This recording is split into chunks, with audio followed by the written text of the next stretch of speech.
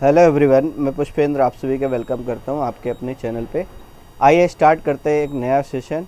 और यहाँ पर ये क्वेश्चन हम लोग करने वाले हैं फ्रॉम द बुक मानपूर्णा पब्लिकेशन। और राइटर आपको पता है दिलीप कुशवाहा सर की ये बुक है, बहुत ही बेहतरीन बुक है। और यहाँ पर हम लोगों ने कॉमन एरर के क्वेश्चन ऑलरेडी कवर अप कर लिए हैं। Now we are going to discuss sentence improvement. और एसएससी के एग्जामिनेशन में आप जानते हैं सेंटेंस इम्प्रूवमेंट और F5 क्वेश्चन आपको फ्रीक्वेंटली देखने को मिलते हैं। तो आइए पहले क्वेश्चन से स्टार्ट करते हैं। This is our first question. One by one सारे क्वेश्चंस को कवर अप करने वाले हैं। तो देखिए पहला क्वेश्चन जो है, अगर आप ध्यान से देखेंगे तो लिख रहा है, क्या लिख रहा है? My wife is a housewife. मेरी जो वाइफ है ये एक हाउस वाइफ है, clear. But she doesn't cook, doesn't like to cook, लेकिन वह कुक करना नहीं पसंद करती। इवन फॉर हिमसेल्फ, यहाँ तक कि अपने लिए भी, क्लियर। वैसे तो कहने को हाउस वाइफ है, लेकिन इवन यहाँ तक कि वो अपने लिए भी कुछ नहीं कुक करती हैं ना। तो वैसे हाउस वाइफ को कुक करना चाहिए, लेकिन वो अपने लिए भी कुछ नहीं कुक करते हैं। ये जो हिमसेल्फ लिख रहा है ये किसके लिए लिख रहा है? ठीक है, ये आपको ध्यान देना। तो ये यूज कर रहा है वाइफ के लिए, और वाइफ के लिए हरसेल्फ लगेगा। तो पहले तो हरसेल्फ वाले आप ऑप्शन देख लो, ये वाला ऑप्शन हट गया। नो इम्प्रूवमेंट तो ऑलरेडी गलत हो गया। और यहाँ पर even for herself, even also for, तो इवन तो सही है, कोई दिक्कत नहीं है। ठीक है, तो यहाँ पर जो सही आंसर होगा, जो करेक्ट आंसर होगा वो कौन सा होगा? आपका फर्स्ट वाला सही आंसर होगा। तो होपफुली पहला क्वेश्चन आपको समझ आ गया होगा, इसमें कोई प्रॉब्लम नहीं होनी चाहिए। ठीक है, अब हम चलते हैं दूसरे वाले क्वेश्चन की तरफ। ठीक है, चलिए तो क्वेश्चन नंबर सेकंड की बात करते हैं बच्चा। सेकंड क्वेश्चन ये है, the committee have dispersed. Disperse करने का मतलब होता है बिखर जाना। ठीक है, बिखर जाना। तो जो कमेटी है वो बिखरी हुई है। ठीक है, have dispersed on the issue of its dispensation. ठीक है, डिस्पेंसेशन को लेकर के कमेटी अपने डिस्पेंसेशन को लेकर के, ठीक है, बिखरी हुई है ये। अब देखिए, जिन बच्चों को कुछ नहीं पता है वो ये बात जानते हैं कि हेल्पिंग वर्ब, ठीक है, और पजेसिव में रिलेशन होता है। ये बात तो आप जानते हो कि जैसी हेल्पिंग वर्ब होगी वैसा पजेसिव होगा। अगर हेल्पिंग वर्ब हमारी सिंगुलर है तो पजेसिव भी कैसा होगा? सिंगुलर होगा। अगर हेल्पिंग वर्ब हमारी प्लूरल है तो देन पजेसिव भी कैसा होगा? प्लूरल होगा। यहाँ तक कोई दिक्कत नहीं है। ठीक है, तो यहाँ पर अगर आप ध्यान से देखोगे तो ये क्या है? हैव है, और यहाँ पर क्या है? इट्स है। तो हैव प्लूरल है, इट्स सिंगुलर है। तो हैव ऑलरेडी दे रखा है उसने, आपको यहाँ पर सही करना है। तो यहाँ पर इट्स सिंगुलर होता है, ये तो लगेगा नहीं, तो नो इम्प्रूवमेंट तो पहले हट गया। तो देयर लगाना है, और वैसे ऑलरेडी इसके बाद नाउन दिया गया है तो देयर्स वाला ऑप्शन भी नहीं आएगा। इट वाला ऑप्शन तो पहले हट चुका है, तो right answer will B first. ये देखिए क्लियर हुआ। आइए क्वेश्चन नंबर थर्ड की तरफ बढ़ते हैं। थर्ड क्या लिख रहा है? Technology and machinery have. जो टेक्नोलॉजी है और जो मशीनरी है, ठीक है, इसके बारे में बात कर रहा है। कह रहा है technology and machinery have benefited people bye there discovery. Clear. तो जो टेक्नोलॉजी है, जो मशीनरी है, दो चीज़ें हैं, तो आगे हैव लगा रहा है। क्लियर। और हैव लगा रहा है तो यहाँ पर आपको क्या लगाना पड़ेगा? देयर लगाना पड़ेगा। एज यूजुअल सी बात है। तो यहाँ पर इट्स गलत हो गया, यहाँ पर भी इट्स गलत हो गया, और यहाँ पर देयर और देयर्स में, देयर्स के बाद ये तो प्रोनाउन है तो इसके बाद नाउन नहीं आना चाहिए। तो राइट आंसर आपका कौन सा हो जाएगा? नो इम्प्रूवमेंट हो जाएगा। थर्ड का जो सही आंसर होगा वो क्या होगा? नो इम्प्रूवमेंट होगा। क्लियर है? आइए फोर्थ वाले पे चलते हैं। कह रहा है each man and each animal. और ईच एवरी कैसे होते हैं सर? पढ़ चुके हैं, सिंगुलर होते हैं। तो each man and each animal singular है, सिंगुलर है तो यहाँ पर क्या आ जाएगा? इज आ जाएगा। और जब इज आ जाएगा, इज स्ट्रगलिंग फॉर, अब यहाँ पर देयर नहीं आएगा, यहाँ पर क्या आ जाएगा? जब इज लगा, यहाँ पर इज आएगा तो यहाँ पर क्या आएगा? यहाँ पर देयर नहीं आएगा, देयर वाला ऑप्शन हटा। और यहाँ पर हिज और इट्स, तो दोनों के लिए आपको लगाना है मैन और एनिमल। ठीक है, तो इसके लिए इट्स ज़्यादा सही है हिज की अपेक्षा, तो ये भी हट गया। तो राइट आंसर क्या हो जाएगा? सी हो जाएगा, is struggling for its. Clear. Question number 5 की तरफ बढ़ते हैं। Neither my daughter, either my daughter or your daughter is responsible. पहले तो यहाँ पर थोड़ा सा करेक्शन है, उस करेक्शन को आप कर लीजिएगा। यहाँ पर डॉटर्स है, डॉटर्स क्वेश्चन में था तो इसको डॉटर्स कर लीजिएगा।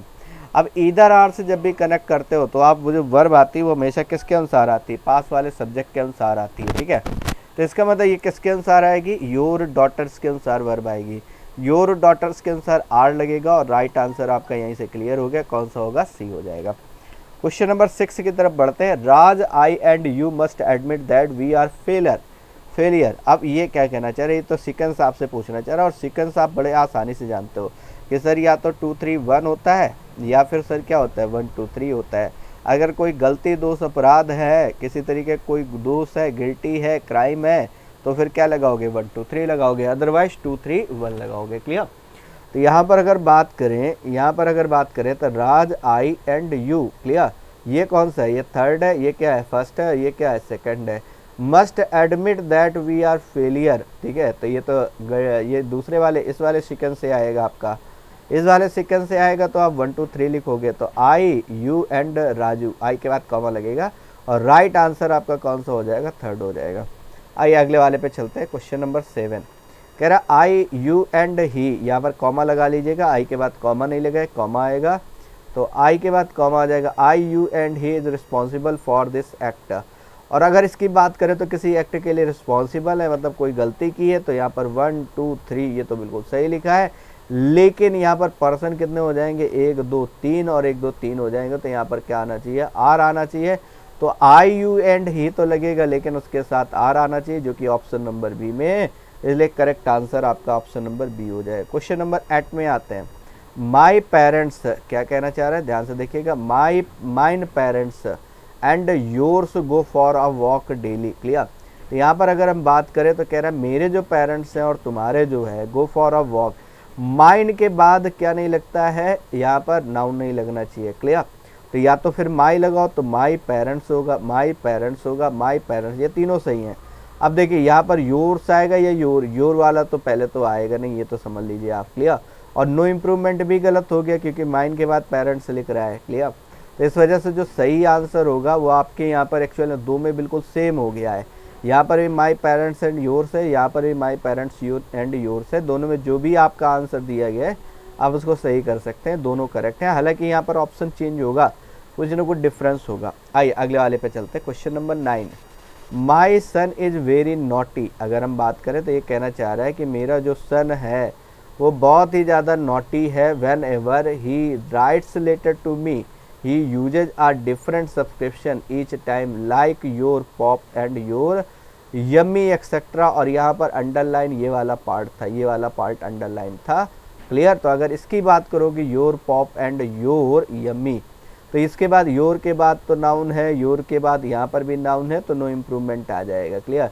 योर्स लिख नहीं पाओगे, अपॉस्ट्रोफी एस लगा नहीं पाओगे। क्लियर। योर्स के साथ नाउन लिख नहीं पाओगे, तो ये सारे ऑप्शन आपके हट गए। आइए क्वेश्चन नंबर 10 की बात करते हैं। It is me. ठीक है। अच्छा, इसमें अंडरलाइन पार्ट थोड़ा सा मेरे ख्याल से दिक्कत कर रहे हैं। यहाँ पर अंडरलाइन है इट इज़ मी। क्लियर। तो यहाँ पर इट इज़ मी की जगह आपको ध्यान देना है, इट इज़ माइन होगा, इट इज़ आई होगा, इट एम आई होगा। पहली बात तो ये वाला सी वाला हट गया, इट के अनुसार इज आएगा, तो यहाँ पर इट इज़ आई होगा, ना कि इट एम आई होगा, गलत हो गया।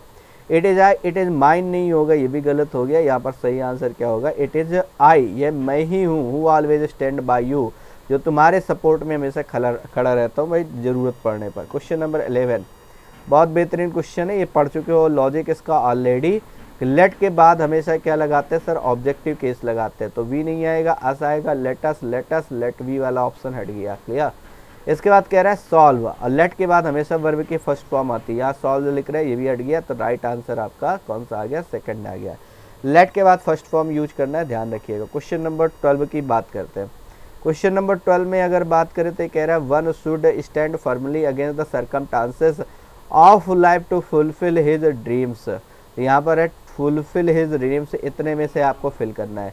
यहाँ कह रहा है fulfil one dream, fulfil one's dreams, fulfil his dreams. बस आपको ये ध्यान देना है कि वन अगर सब्जेक्ट है तो केसेस वन वाले लगेंगे, वन का पॉजेसिव वंस होता है, ना कि हिज।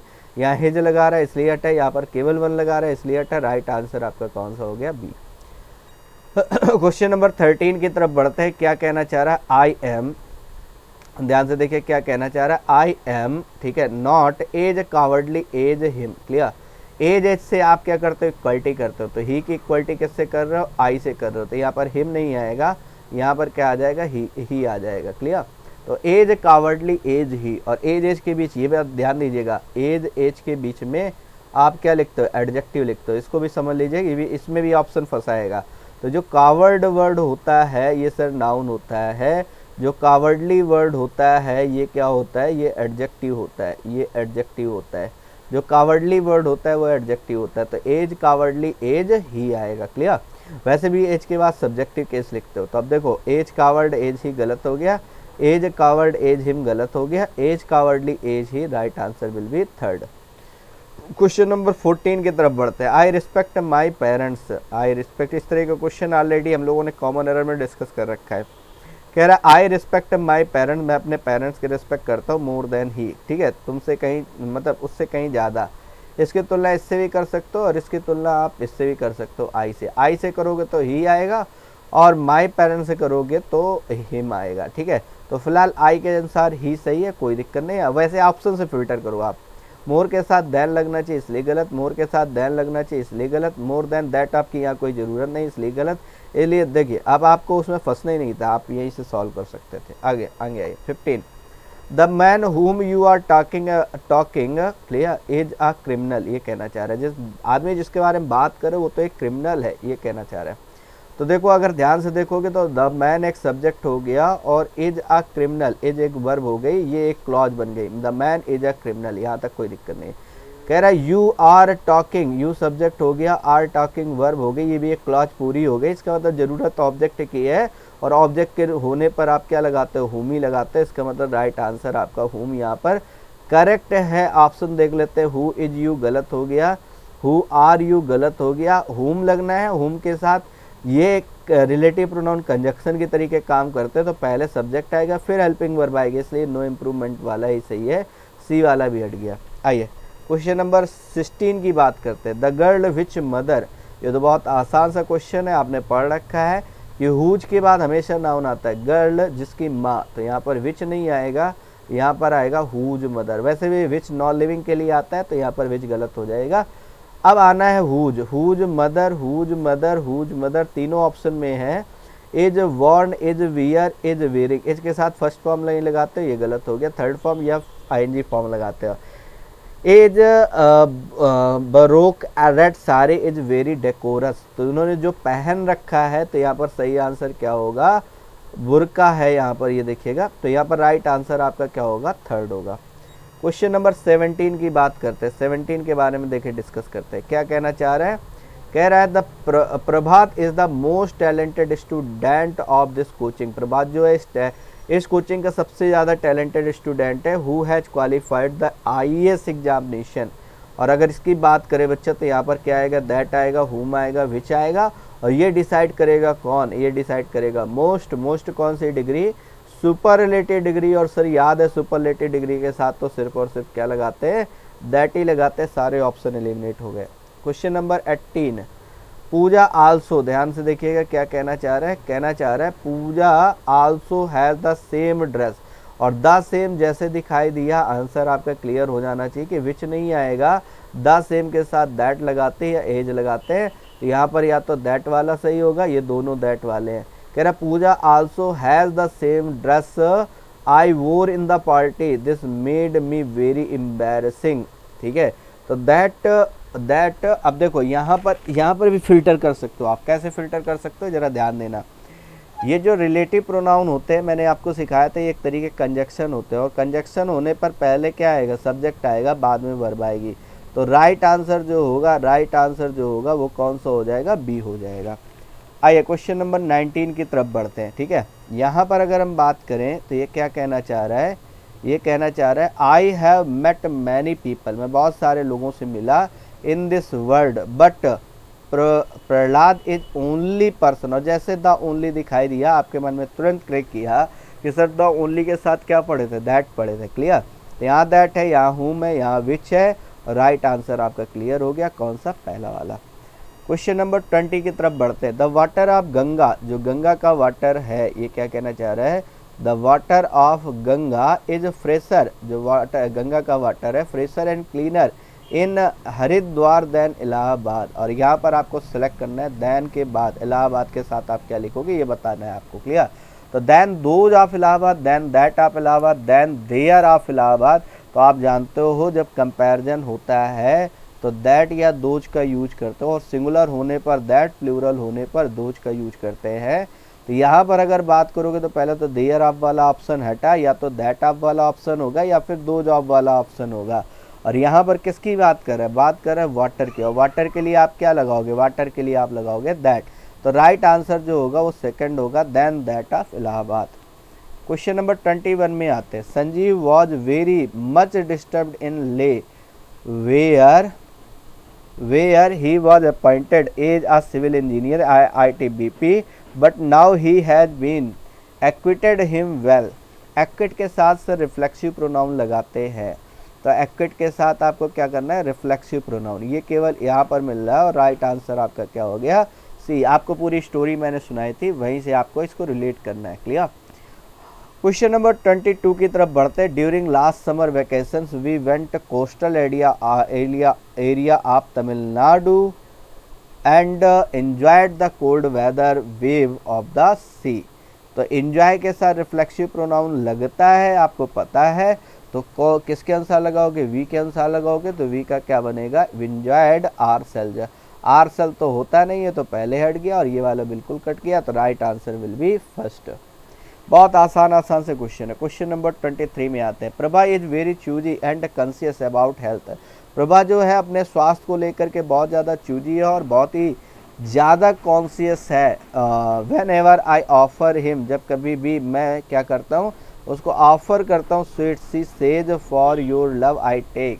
और वो कहती है कि मैं तुम्हारी खातिर मतलब खा रही हूँ, है ना। क्या गजब का प्यार है। देखो तो क्या कहना चाह रहा है भाई, सी से नहीं होगा। पहले तो देखो ऑप्शन नंबर ए हट गया, यहाँ पर सी सेज होगा, सी सेज होगा। फॉर योर लव होगा, आर लव है। अब एक बात बताओ, ये प्रभा है, ये प्रभा है, ठीक है, ये प्रभा है, और ये क्या है, ये मैं हूँ, दो है भाई, ठीक है, बेहतरीन कपल है। देखो है। अब क्या कह रहे हैं भाई कि प्रभा बहुत ज़्यादा कॉन्शियस है अपनी हेल्थ को लेकर के। ये देखो इसके बढ़िया जुल्फे उल्फे बनाते हैं, ये क्या है, ये बहुत ज़्यादा अपने हेल्थ को लेकर के बहुत ज़्यादा कॉन्शियस है, चूजी है, चीज़ों को बहुत सोच समझ के खाती है। When ever I offer her sweets, जब कभी भी मैं उसे ऑफर करता हूँ स्वीट्स, है ना। अब क्या कह रहा है, सी says for your love. For your love नहीं होगा, फॉर आर लव, हमारे लिए, यही कहोगे ना। दोनों अपनी बात कर रहे हैं, ठीक है। फॉर आर लव, मैं तुम्हारे, ठीक है। अच्छा इसमें एक बार सोचो जरा, एक बार सोचो। हालांकि मैक्सिमम केसेस में लोग क्या कहते हैं, मैं तुम्हारे प्यार के खातिर, है ना। तो यहाँ पर आपको क्या लग रहा है, क्या होना चाहिए। पहले तो टेक के बाद आप क्या करोगे, टेक के बाद आप क्या करोगे, देखो। अच्छा थोड़ा सा ध्यान दीजिए कि यहाँ पर यू आर न कह के योर कहेगी, ठीक है। मैं तुम्हारे प्यार के खातिर खा रही हूँ, है। तो इसका मतलब सही, देखो पहली बात तो टेक इट, ये ट्रांजिटिव वर्ब है टेक, तो इट लेना पड़ेगा, ठीक है, जो कि तीनों में है। और दूसरा ये है, यहाँ पर योर आएगा, आई नहीं आएगा, ठीक है। तो यहाँ पर देखिएगा, अच्छा ये वाला पहला हट गया कुछ, क्योंकि सेज नहीं लिख रहा था, तो right answer will be second, ये बनेगा जाकर। आइए question number 24। Friends are earnings many relations either we get by birth or luck, but we get friends by or never, so two friends must respect one another. और ये तो बिल्कुल आसान सा हो गया। क्या कह रहा है, टू फ्रेंड्स, टोटल फ्रेंड कितने हैं, दो फ्रेंडों को क्या करनी चाहिए, रिस्पेक्ट करनी चाहिए, किनकी, एक दूसरे की। और एक दूसरे के लिए, दो के लिए क्या लगाओगे, ये दो के लिए लगाओगे ईच अदर, तो सही आंसर ये हो गया। दो से ज़्यादा के लिए वन अनदर, आप जानते हो। 25 की बात करते हैं। देखिए 25 क्या कहना चाह रहा है, ध्यान से देखिएगा। कह रहा है someone is born with a silver spoon in his mouth. कोई पर्सन जो जन्म से बहुत ही ज़्यादा धनी परिवार में जन्म लिया है, but someone has to work hard for their survival. लेकिन कुछ ऐसे भी होते हैं जिसको क्या करना पड़ता है, अपने सर्वाइवल तक को वो करने के लिए बहुत कठिन परिश्रम करना पड़ता है। अब ये देखिए समवन लिख रहा है, समवन के अनुसार हैज लगा रहा है, कोई दिक्कत नहीं है। अब हैज लगा रहा है तो यहाँ पर देयर नहीं आएगा, क्या आएगा, हिज आएगा। याद है सनम बेवफा प्रोनाउन, याद आ रहा है, वन या बड़ी वाले जितने बनते हैं, ठीक है। तो उनके लिए क्या मान करके चलते हो, ही मान करके चलते हो। तो यहाँ पर क्या आएगा, हिज सर्वाइवल आएगा, तो राइट आंसर बी हो जाएगा। क्वेश्चन नंबर 26 की बात करते हैं। क्या कहना चाह रहा है, जरा ध्यान से देखिएगा। 26 की अगर बात करें तो ये कह रहा है there were 100 questions in the paper में 100 क्वेश्चन है, but neither of the 2 question were the same. एक बात बताओ, पहले तो नीदर ऑफ लगा रहा है, सिलेक्शन के केस में हमेशा नाउन कैसा होता है, प्लूरल होता है। तो नीदर ऑफ द क्वेश्चंस आ जाएगा, और नीदर के लिए वर्ब लगाओगे तो ये वर्ब कैसी हो जाएगी, सिंगुलर। तो पहले तो क्वेश्चंस आना चाहिए, क्वेश्चन आ रहा है इसलिए गलत हो गया। क्वेश्चंस आना चाहिए, ये भी है। यहाँ वर आ रहा है या वाज आ रहा है, वाज वाला करेक्ट हो जाएगा, ठीक है। 26 के बाद 27 में चलते हैं। There is no partiality between you and I, कोई भी पार्शियलिटी नहीं है तुम्हारे हमारे बीच, ठीक है, कोई गिला शिकवा नहीं है, तो यू एंड मी हो जाएगा। बिटवीन के बाद ऑब्जेक्टिव केस लगाते हो तो ये ऑब्जेक्टिव है, आगे वाला भी ऑब्जेक्टिव होगा। बिटवीन योर एंड मी गलत, यू एंड मी सही हो गया, ये भी गलत हो गया। 28 की बात करते हैं सर। 28 अवॉइड सच फ्रेंड्स, ऐसे फ्रेंड्स को अवॉइड करो, ऐसे फ्रेंड्स को अवॉइड करो हु किल योर टाइम, जो तुम्हारा क्या करते हैं, समय खराब करते हैं। ऐसे फ्रेंड्स को आपको क्या करना है, अवॉइड करना है। तो ज़रा ध्यान से देखो, अब यहाँ पर क्या करोगे, द सेम के साथ सच के साथ एज लगाते हो आप, है ना, तो बस उसी तरीके से करना है भाई आपको। सच के साथ क्या लगाते हो, एज या दैट, ठीक है, ये ध्यान देना, एज या फिर दैट। उसी तरीके से यहाँ पर हु विच नहीं लगाते, ये क्वेश्चन बहुत बनता है, हु हुम या फिर विच नहीं लगाते, ये आपको ध्यान रखना है, ठीक।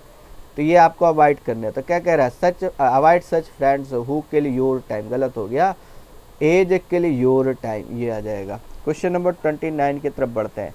The father and the friends, यहाँ पर पहले तो सही करिएगा, थोड़ा सा टाइपिंग मिस्टेक हो गई है, यहाँ पर फ्रेंड होगा, फ्रेंड्स नहीं होगा, पहले इसको सही करिएगा। देखिए एंड लगा है, ये नाउन है और ये नाउन है, दोनों नाउन में आपने आर्टिकल नहीं लगाया, केवल पहले वाले के साथ, मतलब वही फादर है वही फ्रेंड है, मतलब टोटल पर्सन एक ही हो गए, वही फादर वही फ्रेंड है। यहाँ पर गिव जो लिखा है कोई दिक्कत नहीं है, नो इम्प्रूवमेंट बन जाएगा, ठीक है। आइए आखिरी क्वेश्चन की तरफ चलते हैं। 30 the beggar and the boy. अब देखिए एक बात बताइए, जो बेगर है उसके साथ अपना आर्टिकल है, बेगर के साथ अपना आर्टिकल है, बॉय के साथ अपना आर्टिकल है। पर्सन कितने हो गए, दो हो गए, दो हो गए तो यहाँ आर लगा रहा है, ठीक है, और यहाँ पर हिज नहीं आएगा सर, देयर आएगा, तो आर आएगा देयर आएगा, ये वाला सही आंसर हो गया। चलिए इन 30 क्वेश्चंस में चेक करिएगा आपके कितने आंसर सही हुए। और फिलहाल ये सेशन यहीं पर होता है वाइंड अप। और अगर सेशन को आपने लाइक नहीं किया तो प्लीज़ लाइक कर दें और अपने दोस्तों के साथ, यारों के साथ, सभी के साथ शेयर भी ज़रूर कर दें, ठीक है, ताकि वो भी इसका बेनिफिट ले सके। चले फिलहाल हम लोग मिलेंगे नेक्स्ट सेशन में, तब तक के लिए थैंक यू क्लास, जय हिंद।